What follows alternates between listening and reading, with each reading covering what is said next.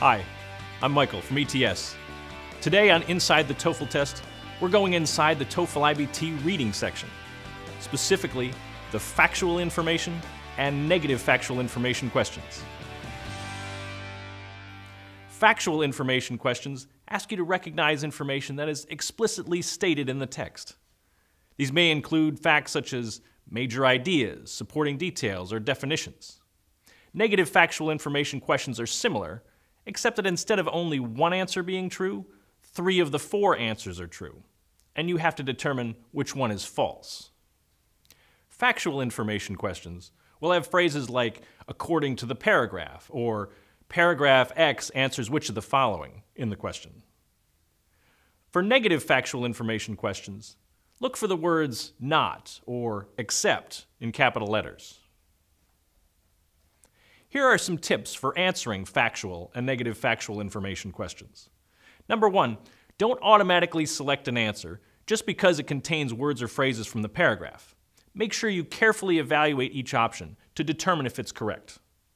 2, for the negative factual information questions, remember that you're looking for an answer that either isn't in the paragraph or directly contradicts information in the paragraph.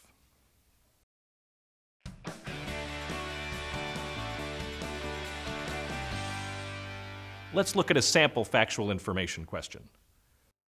First, here's an excerpt from a reading passage about meteorite impacts. And here's the question. Be careful when selecting your answer, because 3 of the 4 answer choices misstate information from the passage or contradict information from the passage. One answer we can definitely eliminate is C, because there is no mention in this paragraph of archaeologists working in the Yucatan region. Choice A looks like what is said here in the last 2 sentences, where it does say they found the crater in 1990, but they determined in 1980 that there was a meteorite impact, so it's not choice A.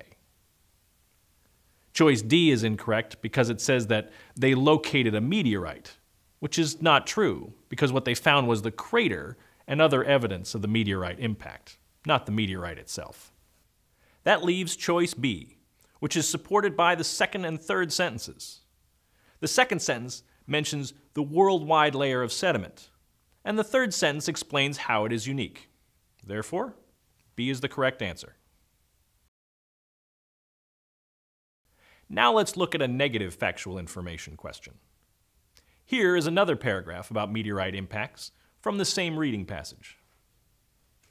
And here's the question. You know it's a negative factual information question because of the word except in capital letters. So 3 of the choices are going to match information in the paragraph, and only 1 will not.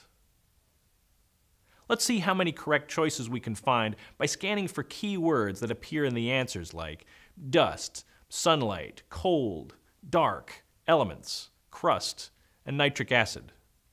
We may also need to look for synonyms of these words. So if we scan the paragraph for some text about dust and blocked sunlight that corresponds to choice A, we find this, and it's a match.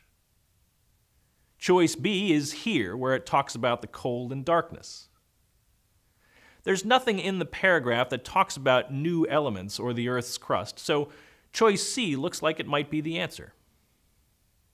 For choice D, we found that information here, where it talks about nitric acid. So choice C is our answer.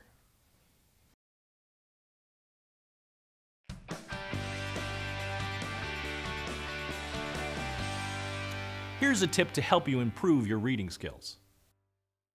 Read news and magazine articles about various subjects as often as you can, and practice taking notes. When deciding what to write down, ask yourself, what pieces of information are important, or relevant, or credible? Then write those down, but keep the notes short. That will help you remember important information in what you read. There are lots of ways to improve your English skills.